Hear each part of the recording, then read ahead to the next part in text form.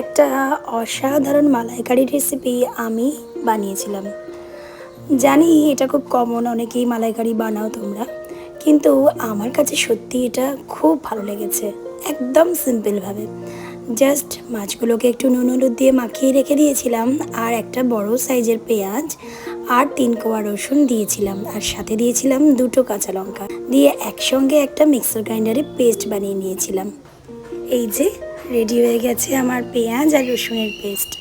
আর এদিকে নারকেলটাকে কুড়িয়ে নিয়ে বেশ খানিকটা গরম জল করে নিয়ে ওর মধ্যে ভিজিয়ে রেখেছিলাম। নারকেলের মধ্যে গরম জল দিলে কি হয়, নারকেলের যে দুধটা সেটা অনায়াসেই বেরিয়ে আসে।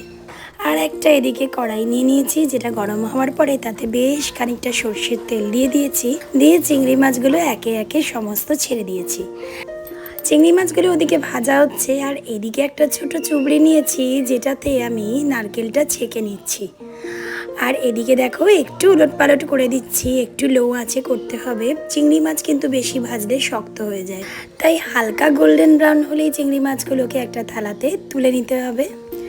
এরপর ওই তেলের মধ্যে গাওয়া ঘি 1 চামচ আন্দাজে দিয়ে দিতে হবে। আর গাওয়া ঘিটার জন্য কিন্তু স্বাদ আর গন্ধ দুটোই খুব সুন্দর হয়।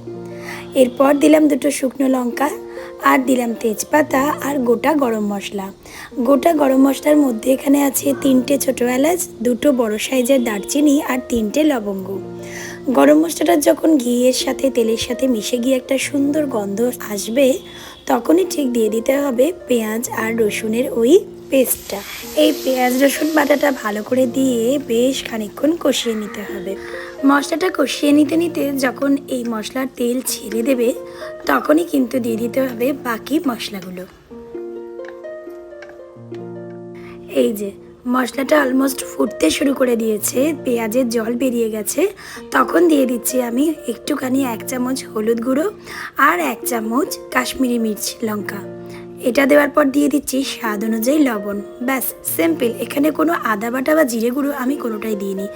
যদি তোমাদের দিতে ইচ্ছে করে তোমরা দিতে পারো, কিন্তু চিংড়ির মালাইকারিতে এই চিংড়ির গন্ধের স্বাদের সঙ্গে নারকোল আর এই যেটুকু মশলা দিয়েছি এটাতেই যথেষ্ট, এটা আমার মনে হয়। তো ব্যাস, গুঁড়ো মশলাগুলো যখন একদম টেনে নিয়েছে, তখন দিয়ে দিচ্ছি আমি নারকেলের যে দুধটা, সেটা মানে গরম জল দিয়ে যে আমি নারকেলটা ভিজিয়ে রেখেছিলাম সেটা চিপে নিয়ে একটা পাত্রে আমি দুধটা বের করে নিয়েছি। তো সেটা দিয়ে খানিকক্ষণ ফুটে যাওয়ার পর দিয়ে দিতে হবে এবার চিংড়ি মাছগুলো।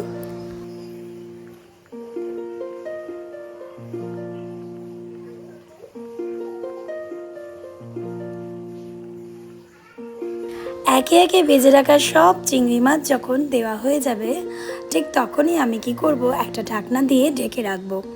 মিনিট 15 ঢেকে রাখার পর ঢাকনাটাকে খুলে নেব, দেখব অনেকটা গ্রেভি টেনে নিয়েছে। এবার যেটুকু বাকি আমার নারকেলের জল ছিল সেটাও দিয়ে দিলাম, মানে নারকেলের দুধ আর কি।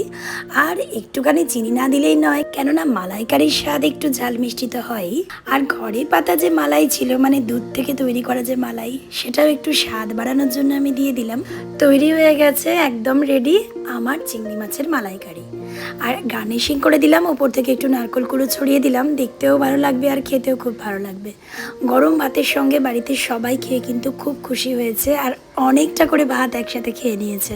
তো এইভাবে সিম্পল, একদম সিম্পলভাবে মালাইকারি তোমরাও কিন্তু বাড়িতে বানিয়ে দেখতে পারো।